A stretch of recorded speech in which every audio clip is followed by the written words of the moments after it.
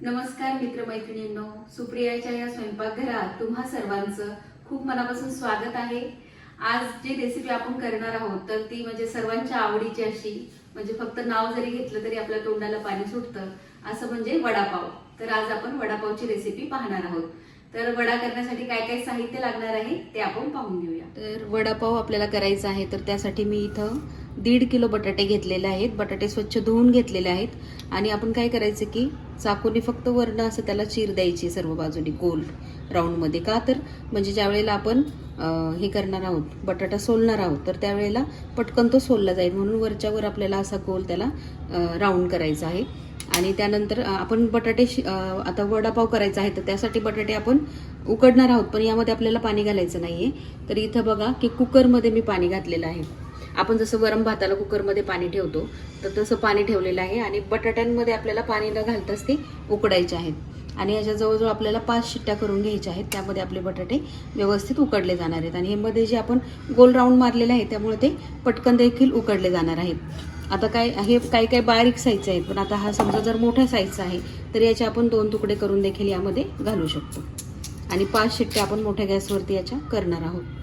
4 शिट्ट्या मोठ्या गॅसवर आणि 1 शिट्टी बारीक गॅसवरती। तर बटाटे वडा करण्यासाठी आपल्याला सर्वात प्रथम लागणार आहेत बटाटे। तर हे बटाटे थंड करून घ्यायचे आहेत, आपल्याला पूर्ण सोलून घेतलेले आहेत। त्यानंतर आपल्याला इथं वाटण तयार करायचं आहे, ते म्हणजे खरडाच तयार करायचा आहे। तर यासाठी मी इथं आता 1.5 किलो बटाटे आहेत, तर जवळजवळ 20 ते 25 हिरवी मिरची घेतलेली आहे। तिखट मिरची आहे, तर त्यामुळे तुम्हाला जसं तिखट लागतं त्याप्रमाणे तुम्ही हे मिरचीचा अंदाज घेऊ शकता, पण वडा जरा चमचमीत असेल तरच छान लागतो। तर इथं 2 लसणाच्या कांड्या मी सोलून घेतलेल्या आहेत। जवळजवळ 15 लसणाच्या मोठ्या मोठ्या साईजच्या पाकळ्या आहेत। कढीपत्ता घेतलेला आहे, तर 15 पानं असतील आणि हा वाळवलेला आहे त्यामुळे तुम्हाला कलर तसा दिसतोय, त्याचा बारीक चुरा करून घेतलेला आहे। कोथिंबीर घेतलेली आहे। फोडणीसाठी आपल्याला लागणार आहे मोहरी, हळद, हिंग, चवीप्रमाणे मीठ। तर हे सर्व साहित्य, यामध्ये थोडंसं जिरं देखील तुम्ही फोडणीमध्ये घालू शकता। यानंतर आपल्याला आता चटणी, यासाठी आता ती ऑप्शनल आहे पण बऱ्याच जणांना चटणी आवडते वडापाव बरोबर, तर ती चटणी देखील आपण त्यासाठी काय काय साहित्य लागणार आहे ते पाहूया। तर इथं कोथिंबीर घेतलेली आहे, जवळजवळ 1 वाटी कोथिंबीर असेल आणि 1 मिरची घेतली आहे। तर म्हणजे कसं की ही तिखट नको आहे आपल्याला जास्त, आणि ज्या भांड्यामध्ये मिक्सरच्या मी आपल्या वडापावचं वाटण तयार करणार आहे त्यातच ही चटणी देखील करणार आहे, तर त्याचं देखील थोडंसं तिखट त्या भांड्याला लागलेलंच असणार आहे, त्यामुळे मी इथं 1 मिरची घेतलेली आहे। लसणाची 1 पाकळी, अर्धाच्या थोडंसं कमी लिंबू घेतलेलं आहे, ते आपल्याला आंबटपणासाठी टाकायचं आहे चटणीत। आणि पुदिना आपण आता 1 वाटी कोथिंबीर आणि अर्धी वाटी पुदिना घेऊ शकतो। इथं वाळवलेला पुदिना आहे, तुम्ही 1 चमचा पुदिना घेतलेला आहे।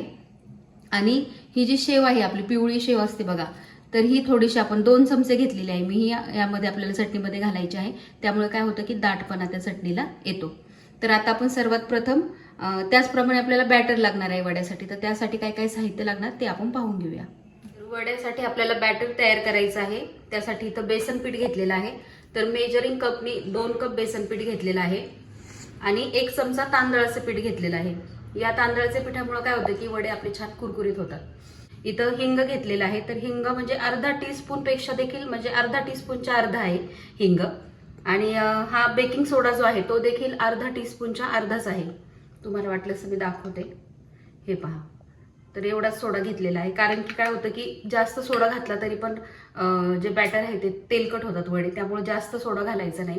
चवीप्रमाणे मीठ घालायचं आहे, थोडीशीच हळद घालायची, कारण की जास्त हळद घातली तर वडे आपले काळे दिसतात। आणि थोडंसं तिखट घालायचं आहे, तर इथं मी अर्धा टीस्पून तिखट घालणार आहे आणि अर्धा टीस्पूनपेक्षा देखील अर्ध हळद, एवढी पण नाही, एवढीच हळद घालणार आहे। तर वड्याचं वाटण आपण तयार करून घेऊया। मिरची घालून घेऊया आधी। कुणी कुणी या वाटणामध्ये म्हणजे बटाटा वड्याला आलं देखील वापरतं, पण आल्याची चव मला आवडत नाही त्यामुळे आम्ही नाही घालत। तर मिरची लसूण आपण घातलेलं आहे, याचं आपण आता पाणी न घालता ठेच्यासारखं वाटण तयार करून घ्यायचं, ओबडधोबड असं वाटायचं आहे। आपलं तयार झालेलं आहे। आता हे मी एका भांड्यामध्ये काढून घेते। आता याच भांड्यामध्ये आपण चटणी देखील तयार करून घेणार आहोत। कोथिंबीर घालूया, मिरची, लसणाची पाकळी, हे जी शेव घेतलेली आहे आपण ती, पुदिना आणि चवीप्रमाणे मीठ.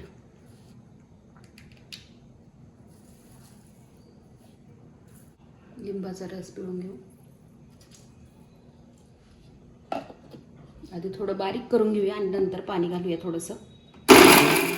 आता यामध्ये आपण थोडं पाणी घालूया.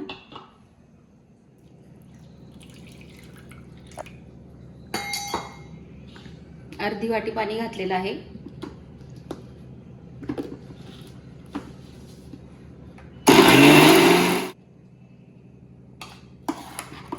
चटणी देखील आपली तयार झालेली आहे.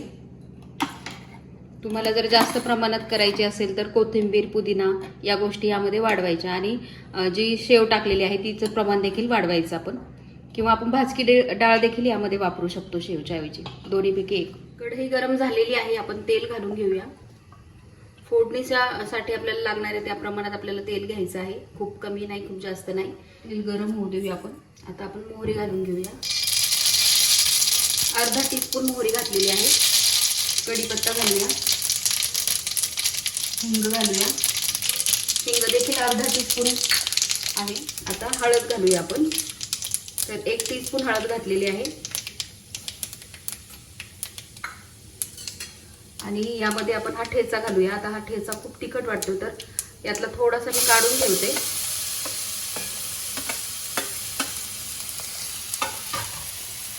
दोन 4 मिरच्यांचं काढला असेल, म्हणजे आपण 15 ते 16 मिरच्या यामध्ये घातलेल्या आहेत.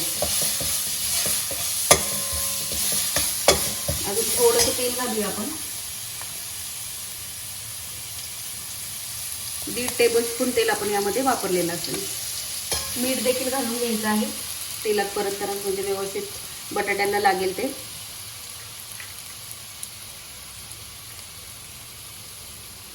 तीन टीस्पून मीठ घातलेलं आहे.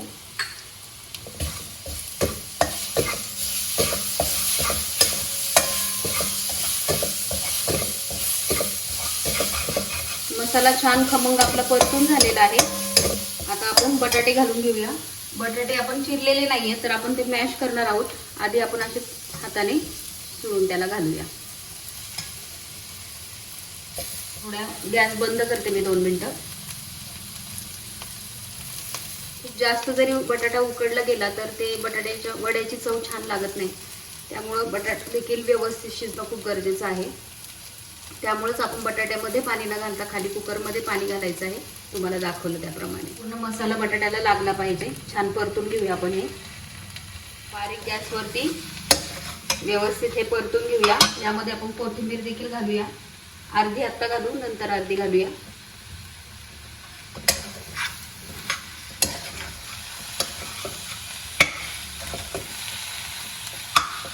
तर 1 मिनिट मी व्यवस्थित हे परतून घेतलेलं आहे आणि 1 मिनिटानंतर गॅस बंद करून परत व्यवस्थित त्याला परतून घेतले की जेणेकरून मसाला व्यवस्थित लागेल. आणि पहा की आपण परतताच बटाटा चांगल्या प्रकारे बारीक झालेला आहे. त्यामुळे मॅश करण्याची गरज नाही. म्हणजे खूपच बारीक पेस्ट केली ना त्याची तर ते चव चांगली लागत नाही. मध्ये मध्ये थोडा बटाटा देखील आला असा तर छान लागतो. त्यामुळे आपण असंच ठेवणार आहे. खूप जर मोठा वाटत असेल तर असं उलटण्यानेच आपण थोडंसं त्याला हे करून घेणार आहोत. आता उरलेली कोथिंबीर आपण घालून घेऊया आणि हे मिश्रण थंड करण्यासाठी काढून ठेवू. आणि मिश्रण थंड होते तोपर्यंत आपण याचं बॅटर तयार करून घेऊया. तर आपण आता बॅटर तयार करून घेऊया. आणि बॅटर तयार झाल्यावर आपण सोडा घालायचा आहे, म्हणजे आधी मिक्स करून घ्यायचं व्यवस्थित. तर हिंग घालून घेऊया. तुम्हाला कुरकुरीत जर नसतील आवडत वडे तर मग तुम्ही हे तांदळाचं पीठ नाही घातलं तरी देखील चालणार आहे. तर थोडंसं घातलं तर छान लागतात वडे, म्हणजे वरचं कोटिंग येते, कुरकुरीत लागतं. चवीप्रमाणे मीठ घालून घेऊया. 1.5 टीस्पून घातलेला आहे. नंतर चेक करूया आपण, जर कमी वाटलं तर घालू. हळद बघा, मी थोडीशीच हळद घालत आहे. आणि अर्धा चमचा लाल तिखट. त्यामुळे काय होतं, म्हणजे अर्धा टीस्पून लाल तिखट घालायचं आहे. त्यामुळे बॅटरला देखील छान चव येते. आणि सोडा आपण पाणी घालून जेव्हा कालून घेणार आहोत पीठ व्यवस्थित, नंतर आपण घालणार आहोत सोडा. आणि मग थोडंसं मिक्स करून घेणार आहोत. आधी हे जे मसाले आहेत सर्व ते व्यवस्थित आपण एकजीव करून घेऊया. आणि थोडं थोडं पाणी घालत आपल्याला हे पीठ कालवून घ्यायचं आहे.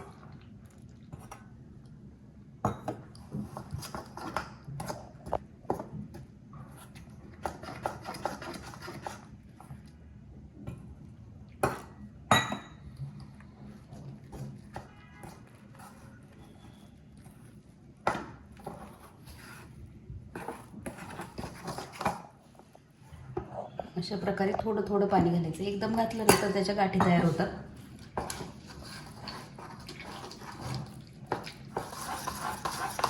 की आपलं स्मूथ बॅटर तयार झालेलं आहे. आणि कधी पण असं वरनं पाणी घालून नंतर पीठ घालायचं नाही, तर पिठातच हळूहळू पाणी घालायचं, म्हणजे गाठी तयार होत नाही. आणि वडे आपले तयार करून घेईपर्यंत 5-10 मिनिटात आपलं पीठ छान असं फुलणार आहे. तर 10 मिनिटं आधी आपण पीठ तयार करून ठेवायचं आणि तळायच्या वेळेला सोडा घालून मिक्स करायचं. अजून थोडं पाणी लागणार आहे. आपलं पीठ तयार झालेलं आहे. पहा, बॅटर छान तयार झालेलं आहे.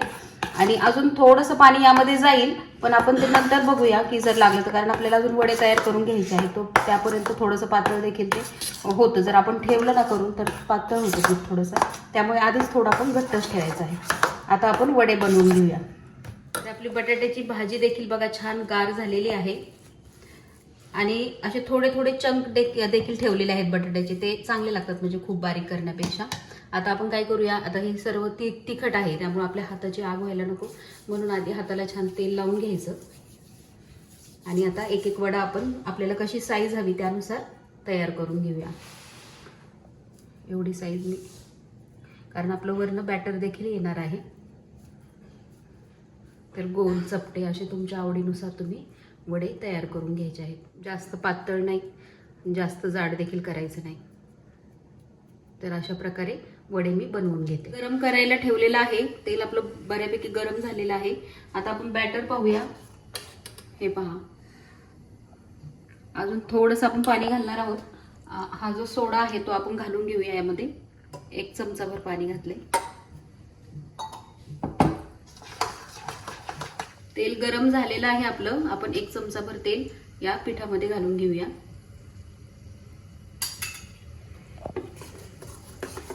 आणि अशा प्रकारे आपल्याला कन्सिस्टन्सी ह्याची ठेवायची आहे. आता आपण वडे तळून घेऊया. वडा देखील बघा ह्या साईजचा बनवलेला आहे. तुम्ही हाताने देखील त्याला कोट करून टाकू शकता तेलामध्ये, किंवा अशा प्रकारे चमच्याच्या साहाय्याने.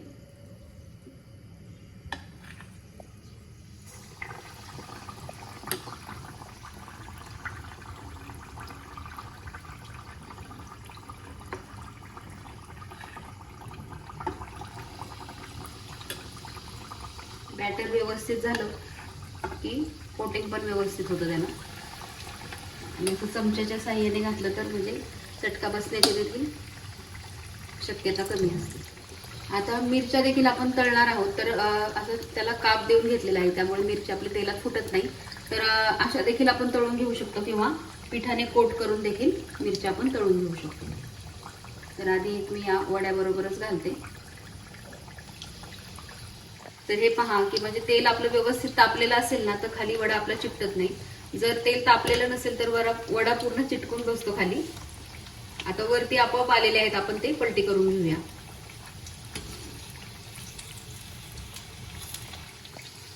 वडे आपले तळून तयार झालेले आहेत, आपण काढून घेऊया.